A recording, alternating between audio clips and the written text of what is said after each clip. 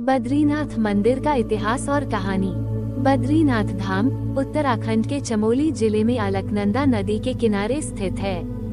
ये भगवान बद्रीनारायण से संबंधित एक बहुत श्रद्धेय धार्मिक स्थल है जो भगवान बद्रीनाथ को समर्पित है, जो अन्य कोई और देवता नहीं भगवान विष्णु ही है।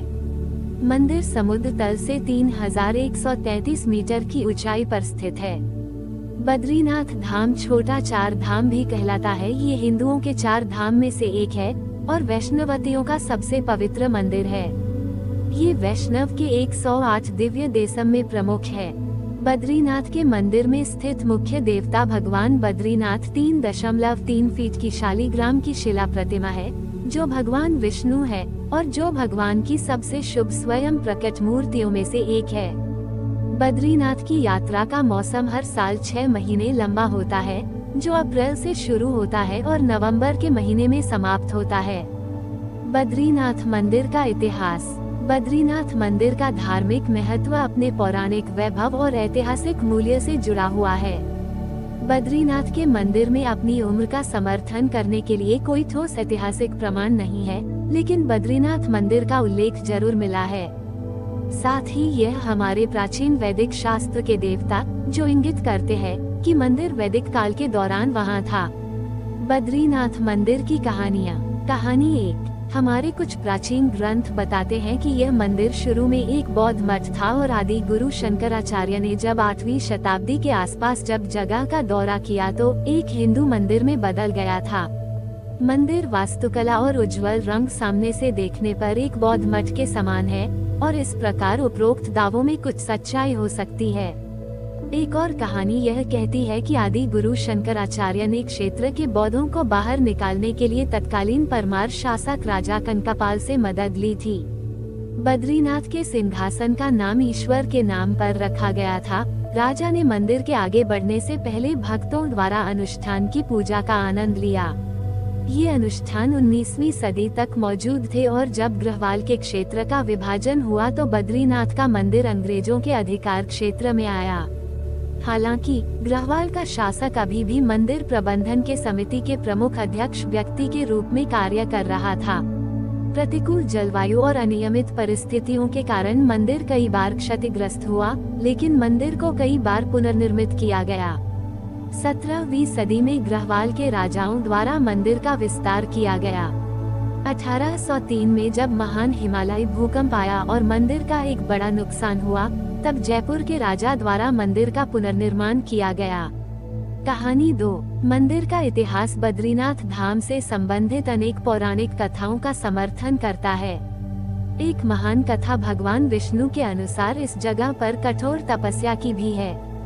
जब गहन ध्यान के दौरान भगवान खराब मौसम से अनजान थे, तब उनकी पत्नी देवी लक्ष्मी ने बद्री के पेड़ का आकार ग्रहण कर लिया और कठोर मौसम से उन्हें बचाने के लिए उन्हें अपनी शाखाओं से रख लिया।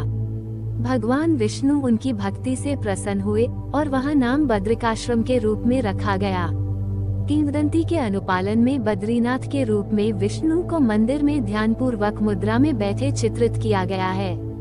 कहानी 3। बद्रीनाथ धाम के बारे में एक और कथा कहती है कि नर और नारायण धर्म के 2 पुत्र थे जो अपने आश्रम की स्थापना की कामना करते थे और विशाल हिमालय पर्वतों के बीच कुछ सौहार्दपूर्ण स्थान पर अपने धार्मिक आधार का विस्तार करना चाहते थे। नर और नारायण वास्तव में 2 आधुनिक हिमालय पर्वत श्रृंखलाओं के लिए पौराणिक नाम हैं। कहा जाता है कि जब वे अपने आश्रम के लिए एक उपयुक्त जगह की तलाश कर रहे थे तो उन्होंने पंच बद्री की अन्य 4 स्थलों पर ध्यान दिया, अर्थात वृद्धा बद्री, ध्यान बद्री, योग बद्री और भविष्य बद्री। अंत में अलकनंदा नदी के पीछे गर्म और ठंडा वसंत मिला और इसे बद्री विशाल का नाम दिया गया। इसी तरह बद्रीनाथ धाम अस्तित्व में आया। आइए जानते हैं बद्रीनाथ धाम से जुड़ी वो 7 बातें जिसके बारे में शायद ही किसी को पता होगा। बद्रीनाथ धाम से जुड़ी एक मान्यता है कि जो आए बद्री वो न आए उद्री। इसका मतलब जो व्यक्ति बद्रीनाथ के दर्शन एक बार कर लेता है उसे दोबारा माता के गर्भ में नहीं प्रवेश करना पड़ता। बद्रीनाथ के बारे में कहा जाता है कि यहाँ पहले भगवान भोलेनाथ का निवास हुआ करता था, लेकिन बाद में भगवान विष्णु ने इस स्थान को भगवान शिव से मांग लिया था। बद्रीनाथ धाम 2 पर्वतों के बीच बसा है। इन्हें नर नारायण पर्वत कहा जाता है। कहा जाता है कि यहाँ भगवान विष्णु के अंश नर और नारायण ने तपस्या की थी। नर अपने अगले जन्म में अर्जुन तो नारायण श्री कृष्ण के रूप में पैदा हुए थे। मान्यता है कि केदारनाथ और बद्रीनाथ के कपाट खुलते हैं उस समय मंदिर में जलने वाले दीपक के दर्शन का खास महत्व होता है। ऐसा माना जाता है कि 6 महीने तक बंद दरवाजे के अंदर देवता इस दीपक को जलाए रखते हैं। बद्रीनाथ के पुजारी शंकराचार्य के वंशज होते हैं। कहा जाता है कि जब तक ये लोग रावल पद पर रहते हैं इन्हें ब्रह्मचर्य का पालन करना पड़ता है। इन लोगों को लिए स्त्रियों का स्पर्श वर्जित माना जाता है। केदारनाथ के कपाट खुलने की तिथि केदारनाथ के रावल के निर्देशन में ऊखीमठ में पंडितों द्वारा तय की जाती है। इसमें सामान्य सुविधाओं के अलावा परंपराओं का ध्यान रखा जाता है।